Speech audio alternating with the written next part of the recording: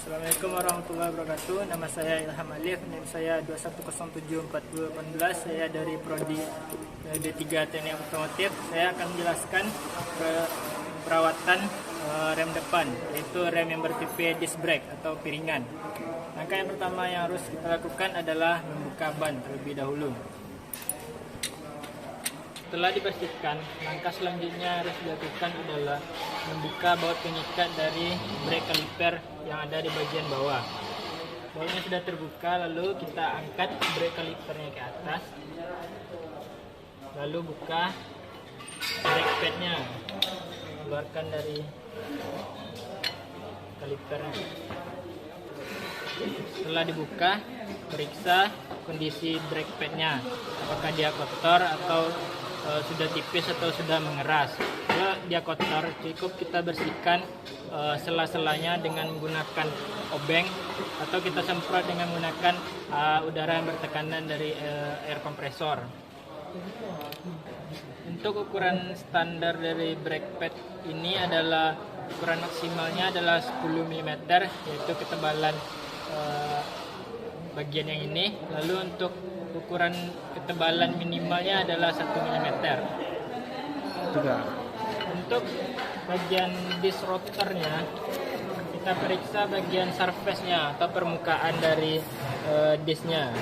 Jika permukaannya sudah tidak rata atau sudah kita ratakan kembali, yaitu bisa dengan menggerindanya atau dengan membubutnya, atau cukup serahkan kepada bengkel fabrikasi.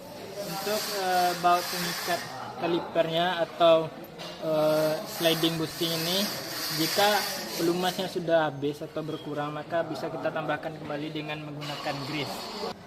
Jika semua komponen di sistem ini sudah diperiksa, maka kita pasang kembali semua komponen yang sudah dibuka. Karena rem tipe disc brake ini biasanya menggunakan bantuan tenaga hidrolik, yaitu master cylinder, maka ada beberapa hal yang harus kita perhatikan kondisinya. Hal yang pertama itu adalah kebersihan dari minyak rem dan levelnya. Untuk level minyak remnya, di sini sudah tertera levelnya, yaitu kondisi minyak rem pada seharusnya adalah berada di antara level max dan min ini. Untuk mengecekkan yang terakhir adalah periksa jalur dari oli ini, dari master cylinder ini menuju ke kaliper. Jika ada kebocoran, segera perbaiki atau hubungi dealer resmi terdekat. Untuk perawatan yang selanjutnya ialah rem tromol. Di sini saya sudah membuka drumnya atau tromolnya.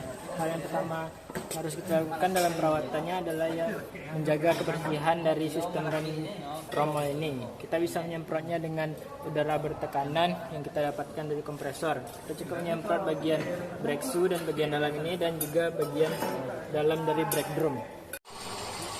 Lalu yang harus kita lakukan dalam perawatan selanjutnya adalah mengecek kondisi dari part dan komponen seperti spring, lalu ada holdernya, lalu yang paling utama adalah bagian dari silinder rem ini.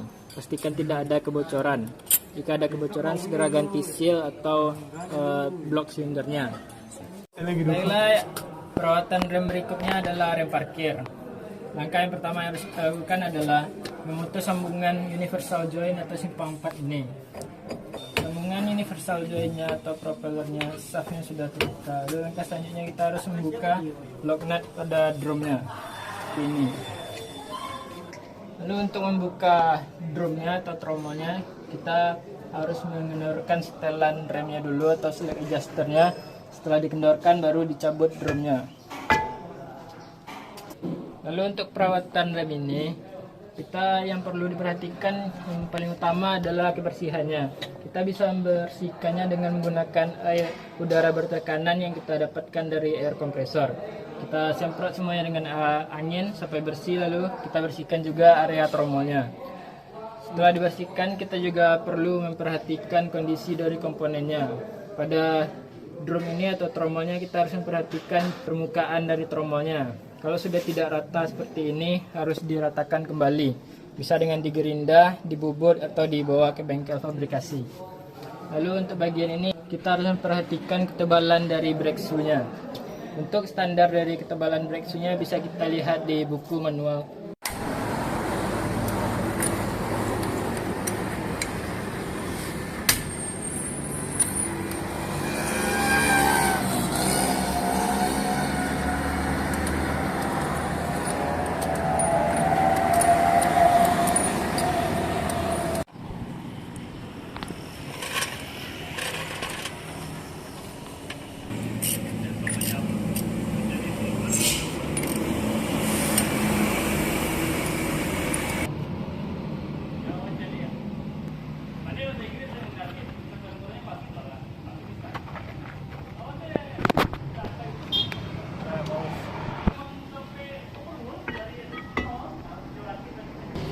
Jadi untuk rem tromolnya sudah kita buka. Jadi langkah perawatan yang pertama itu ialah kita menjaga kebersihan dari rem ini.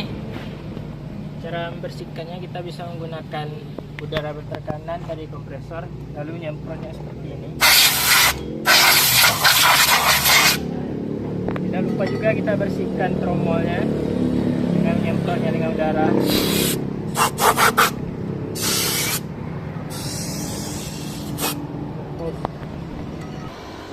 Lalu kita lihat kondisi dari drumnya atau tromolnya. Kita lihat permukaan yang bergesekan dengan brake shoe ini. Kalau sudah bergelombang atau tidak rata lagi, bisa dibobot atau dibawa ke bengkel fabrikasi. Lalu kita lihat ketebalan dari brake shoe-nya. Untuk standar ketebalan brake shoe-nya bisa kita lihat di buku shop manual. Lalu kita lihat juga komponen seperti wheel cylinder. Kita lihat apakah ada kebocoran. Jika ada kebocoran, kita harus mengganti seal atau mengganti bloknya. Lalu untuk rem parkir, perawatannya kita cukup dengan menyetel slack adjuster ini, yaitu kerapatan dari brake shoe dengan brake drumnya. Jika kerapatannya sudah benar, maka dia jaraknya itu tidak terlalu rapat dan tidak terlalu renggang. Jika diputar, dia akan sedikit berat seperti ini.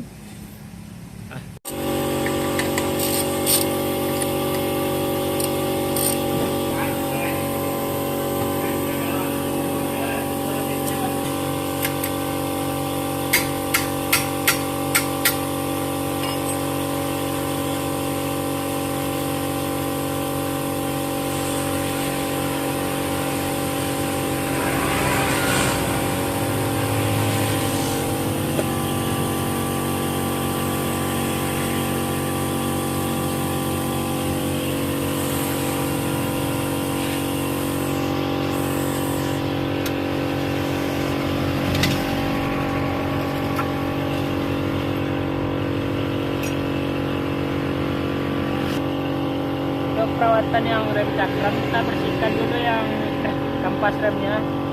Kita bisa membersihkannya dengan menggosoknya dengan sikat kawat seperti ini sampai tanahnya hilang, atau dengan membersihkannya dengan obeng, yaitu di sela-sela bagian tengah ini. Lalu kita semprot dengan menggunakan angin membersihkannya dari debu-debu kotoran seperti ini. Ini pada bagian gasnya dan tusukannya juga.